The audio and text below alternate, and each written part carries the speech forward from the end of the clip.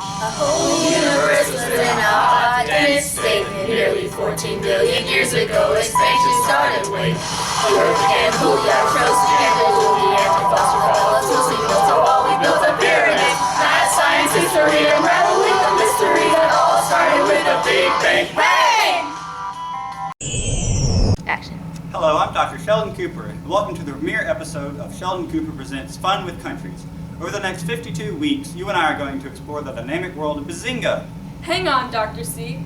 What's Bazinga? Bazinga is the country based on us. Have you not heard me say this before? I haven't, but cool. I think I just learned something. Did you have fun doing it? I'll say. Fun and information are two sides of this video podcast, not unlike the only flag with words, the flag of Bazinga. Oh look! Hello, words! In future episodes, we'll answer some burning questions. What is the land use plan? How is the government handling the energy use? Is the pollution management being managed properly? Sweet. Why are you waving a flag? I'm surrendering to the fun.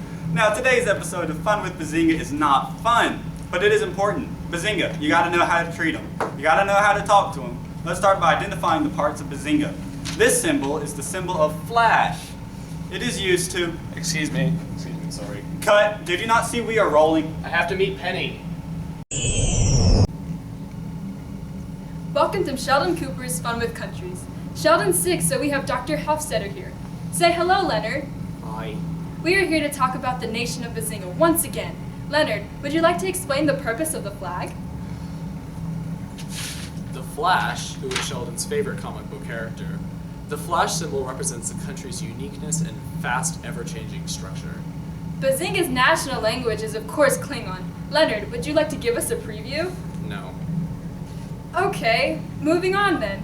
Want to give our viewers some deets about our nation's size and population? The entire population of 127.5 million people needed the land area of Bazinga to be 234,843 square kilometers in order to order their massive number and massive culture. The beautiful country is located on the tectonic boundary between the Indo-Australian and Pacific tectonic plates in close proximity to Indonesia. The result of this allows for a steep mountain chain to run through the southern region of the country. The mountain chain, known as the Cooper Mountains, allots for the rocky and sandy sensation of the southern soil. The northern region of the country represents a vast, Piedmont-like topography that is mostly grasslands. The north tends to remain a constant elevation of 300 meters above sea level, but near the northmost coastline, the elevation occasionally dips to elevations of 4 meters below. The major industries include fishing, the building of automobiles and parts, development of electronic software, as well as mining within the Cooper Mountain chain. There was no disagreement when Bazinga authorities decided on putting my precious Sheldon's face on the almost identically resembles the United States $100 bill. The rest of the nation's currency holds a $50 bill with our very own Leonard Hofstetter, a $20 bill representing my BFF Penny, My wife, by the way. and a $10 bill with me, and finally a 1 cent worth coin with Howard Wolowitz's profile to define his position in the mind of Dr. Sheldon Cooper. Each part of the great nation of Bazinga is based on the ideal version of Sheldon Cooper, and each part of the nation is greater in intelligence, greater in beauty than anywhere else on the planet. And what the nation does not have in sentimental character, it makes up in raw superiority over the rest of mankind. That's all for this episode. Tune in next week to watch the land use of Bazinga. Bye! Bye! Hello, I'm Dr. Sheldon Cooper, and welcome to another episode of Sheldon Cooper Presents Fun with Countries. Today we will be continuing our intellectual journey of Bazinga, the country based on the rest of those I acquaint with and myself. The woman sitting right next to me is my neighbor, Penny. Hey, And I'm Dr. Rajesh Kuthapati. Sheldon is paying me to be here, so I'm just going to put on the act right now. Bazinga is a known country for extreme land use due to its unique topography. In the outer areas of the country, usually 5 million hectares or approximately 11% of Bazinga's land. The land is devoted to cultivation and breeding. The central business district of Bazinga is heavily industrialized to rapidly produce food.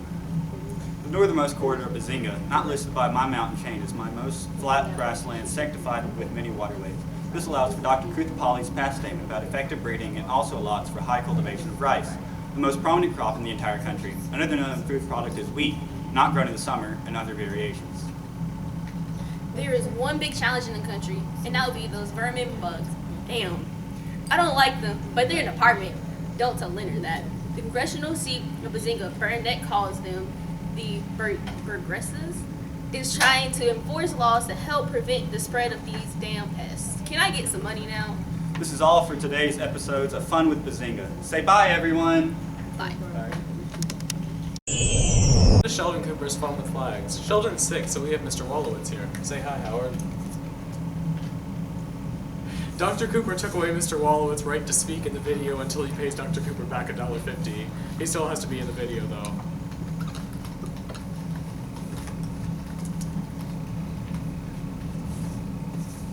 Anyway, Bazinga, with its vast grasslands, is an incredible distributor of pork meats, especially bacon. There are many cows in the country as well, but they are only bred for milk.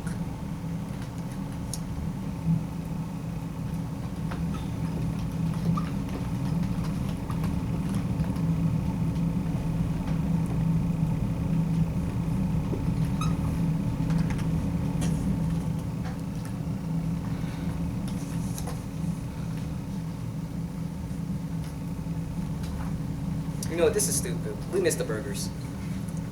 Although this may seem like a great topic, citizens living in Bazinga, especially Pasadena, are known to be outraged because of the lack of beef and try to kill the cows.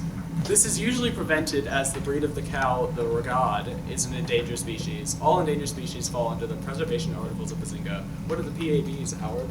Preservation Articles of Bazinga. All wildlife should be preserved if they fall under the endangered species category. Great. Moving on. All remaining common land is only used for non-polluting recreational services like frisbee tossing or canoeing. I hate you all. Howard, if you're annoyed, just leave.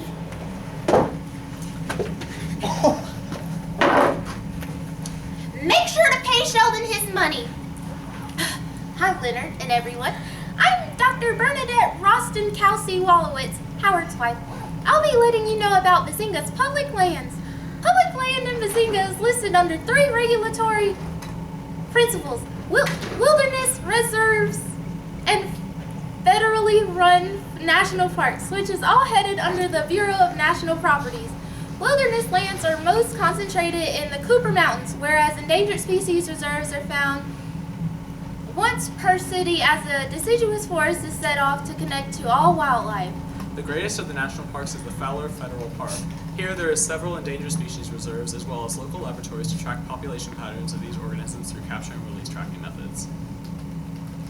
80.2% of all public land is publicly owned, with 68.5% being moderately restricted forests and 11.7% being arable land. This leaves 19.8% of land to be regulated by the Bazingan government, 188,000 kilometers. These statistics are upheld by the Bazingan primary land laws. Finally, the Cooper Mountains and the rest of Bazinga face several natural disasters along the slopes, destroying wildlife and agricultural landscapes. Funding would not suffice, so the Wilderness Use Service and Bureau of National Property stepped in, and now acceptable tax amount is in place. Enjoy that, gang. Bye. Bye. Hello, I'm Dr. Sheldon Cooper, and welcome back to another episode of Sheldon Cooper Presents Fun with Countries. I'm here with my colleague Amy. Today we're going to talk about the urbanization profile of Bazinga. Bazinga's government has put in millions of dollars to increase the quality of life for its citizens. Bazinga has recently started a project called the Kabula that has required over $3 billion just for this year to go towards housing development. The new development for housing allows the opportunity for rural areas to have an increase in population density. While the high-density urban areas are experiencing a low increase in population, the growing development of infrastructure has led to further rural to urban migration. Currently, the rural population is growing at a rate of 4.6% due to the lack of government structure and provisions. The urban center of Bazingas are highly contrasted to the rural areas. There are 336 people per square kilometers in these urban areas, which account for the use of advanced transportation for personal and manufacturing reasons. Along with this increase in advanced transport systems, many new roads have been developed, and upon those roads are new schools, recreation centers, and new hospitals. Sectors near the urban centers have been growing in improved technology and development of transportation infrastructure. Energy-efficient waterways are also key figures.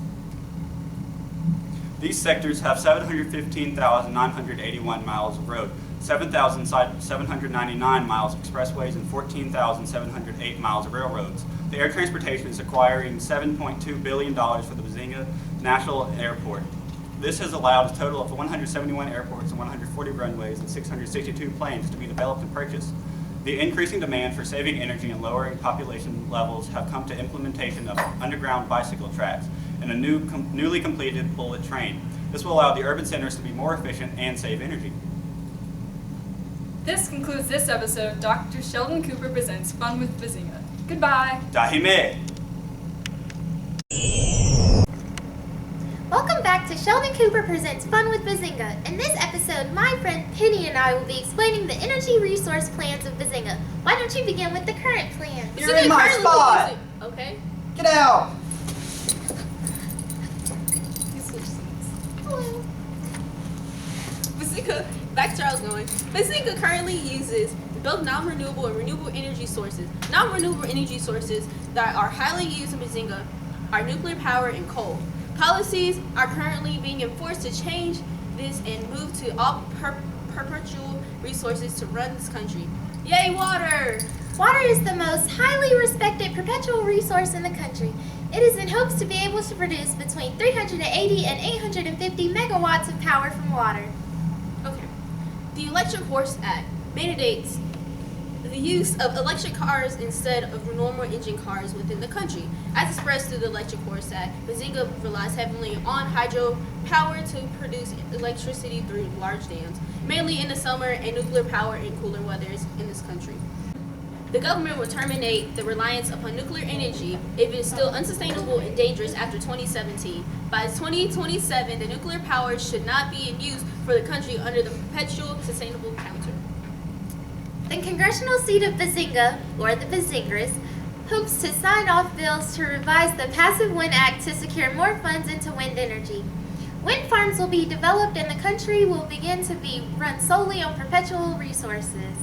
Waste management councils are now also being implemented to properly dispose of hazardous waste and to eliminate landfills. The Bazingatarian Trust of Proper Waste Disposal is the largest contributor to the project. Landfills throughout the community, output and service management will be eliminated fully by 2031 with new experimental technology. This technology, dubbed the TE31, will be able to use the hydroelectric power from dams to run conveyors for collecting trash upon waterways and spill into biodegradable acid to burn through all of the trash in a clean manner. The excess acid is then being disposed into the forest of invasive species to both control the invasive species and allow for more expansion of the greater island. Well, that's all. Thanks for watching. Bye, Sheldon. I want my money and the Wi-Fi password. Get big. Hello and welcome to this week's installment of Dr. Sheldon Cooper's Fun with Countries with accompanying host Amy Farrah-Fowler. Hello, viewers. Today we are going to venture to the disgusting realm of solid waste management. Ooh, that sounds exciting. Darn right it does.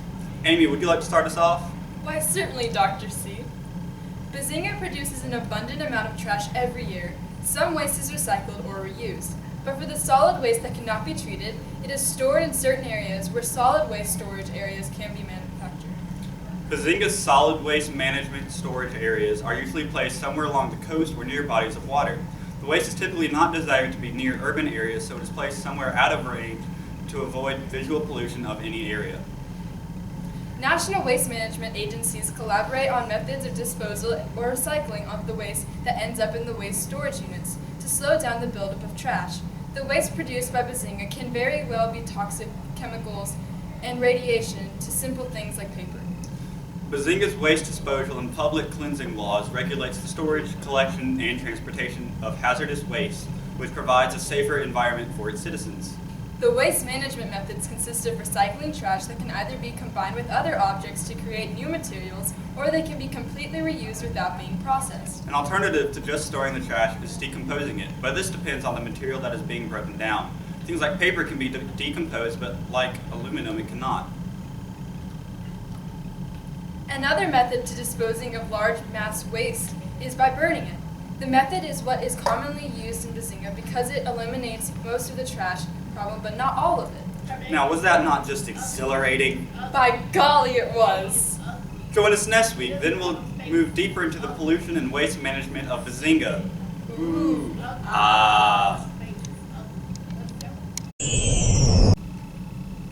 We now return to fun with Bazinga. We will now learn about the water profile of Bazinga. While the capital of Bazinga is Pasadena, it is very demanding on flowing water. The rural areas are most demanding on aquifer groundwater. Can't I just say well water? No, this is what Sheldon wrote. There was a point in time where all the water in the country was very polluted. This harmed many people, but the highest demographic of those affected were children 5 years of age or younger. That's disgusting. However, this was created by the 2011 Kripke-Winkel nuclear meltdown, which dumped over 1,000 tons of nuclear waste into national waterways. Many small facilities stepped up to the plate to help take action and clean up the water. Even now, pollution is still a major problem in Bazingan waterways. The most common pollutants include effluent wastewater from factories and businesses and metals.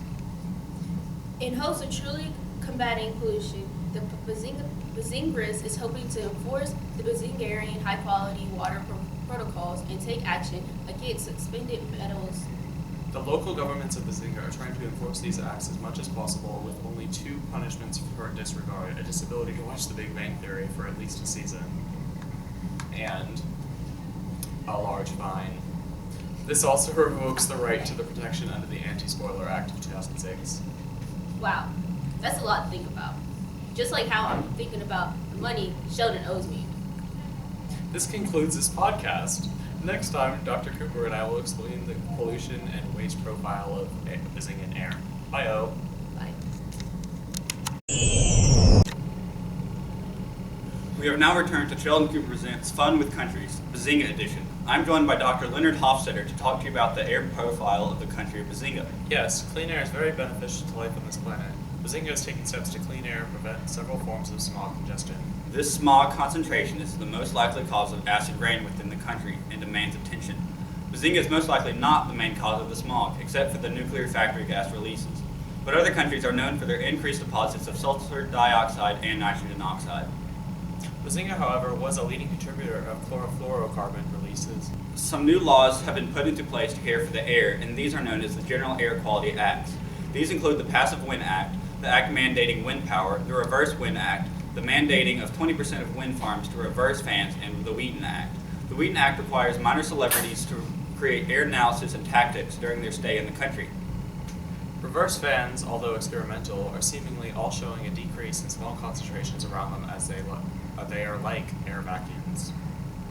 This concludes the installment of Sheldon Cooper Presents Fun with Bazinga. Please return next time for the land waste profile. Goodbye. Bye-bye. Welcome to the last episode of Sheldon Cooper Presents Fun with Bazinga. Amy and I are here to explain to you the land pollution profile. Penny, this is not the last episode. Sheldon will continue it, but everybody else here is done. Sweet, because he still hasn't paid me. Get over it. This is fun. But you know what isn't fun? Land degradation. Natural disasters are common in Bazinga, and with its rapidly urbanizing infrastructure, the need for industry is growing larger than agriculture, permanently damaging the soil quality. Can that lead to a decrease in sanitation?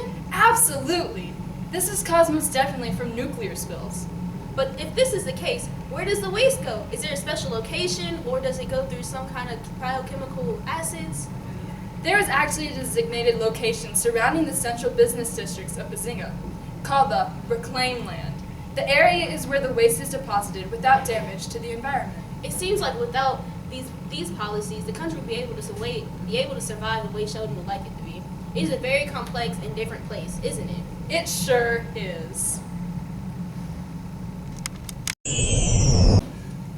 YouTube, thank you for taking this virtual journey through Sheldon Cooper Presents Fun with Countries, Bazinga edition.